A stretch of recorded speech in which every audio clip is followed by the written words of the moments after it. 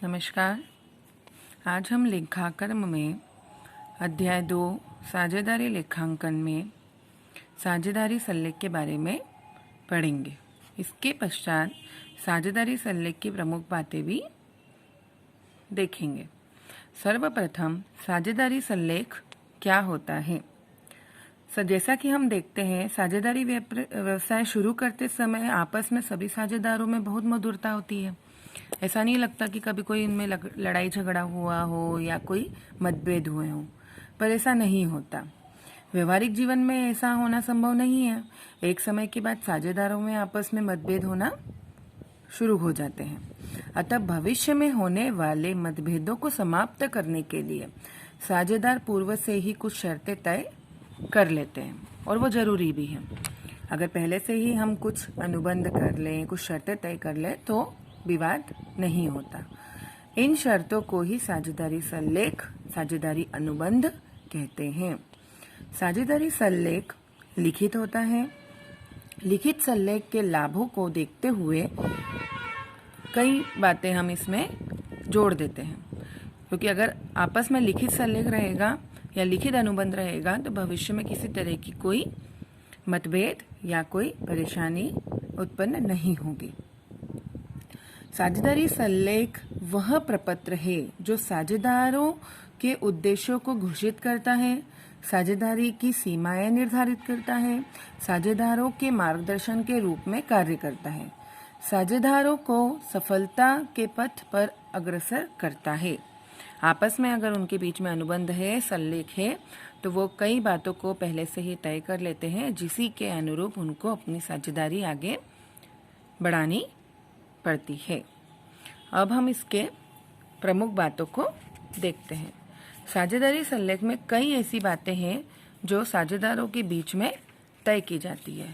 सर्वप्रथम इसमें है फर्म का नाम एवं पता। साझेदारी व्यवसाय प्रारंभ करने के पूर्व सभी साझेदार फर्म का एक नाम तय करते हैं, परंतु वो फर्म का नाम ऐसा होना चाहिए जो अन्य फर्म के नाम पर ना हो, ना ही उससे कोई ऐसा मिलता जुलता हो। अगर पहले से ही उस नाम की कोई फर्म चल रही है तो साझेदारों को अपनी फर्म का नाम कोई और रखना चाहिए। समस्त साझेदार फर्म का नाम निश्चित करते हैं। फर्म का नाम अधिनियम के तहत ही तय करना चाहिए। फर्म के नाम से किसी भी प्रकार का विवाद या भ्रम पैदा नहीं होना चाहिए, और आपस में सबकी सहमति भी होनी चाहिए। अगली प्रमुख बात है साझेदारों के नाम तथा पते। साझेदारी सल्लेख में फर्म के समस्त साझेदारों के नाम एवं पते लिखे होने चाहिए, जिससे कि भविष्य में या फिर आने वाले समय में कुछ भी परेशानी हो या कोई समस्या हो तो उनका नाम, उनका पता साझेदारी सल्लेख में हो, जिससे कि कोई परेशानी ना आए। अगली बात है साझेदारी की अवधि। साझेदारी कितने समय या किस कार्य के लिए पूर्ण होने तक की जा रही है, इसका उल्लेख साझेदारी सल्लेख में होना आवश्यक है। उदाहरण के तौर पर अगर एक बिल्डिंग बनाने के लिए, एक भवन बनाने के लिए साझेदारी कर रहे हैं, तो जब तक भवन बनकर पूरा तैयार नहीं होता तब तक साझेदारी रहेगी। जिस दिन भवन बनकर पूर्ण तैयार हो गया, साझेदारी अपने आप ही निरस्त हो जाएगी या फिर उसको समाप्त कर दिया जाएगा।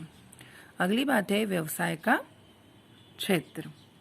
साझेदारी व्यवसाय का क्षेत्र स्थानीय है, प्रांतीय है या राष्ट्रीय या अंतर्राष्ट्रीय है, इसका उल्लेख साझेदारी सल्लेख में होना जरूरी है।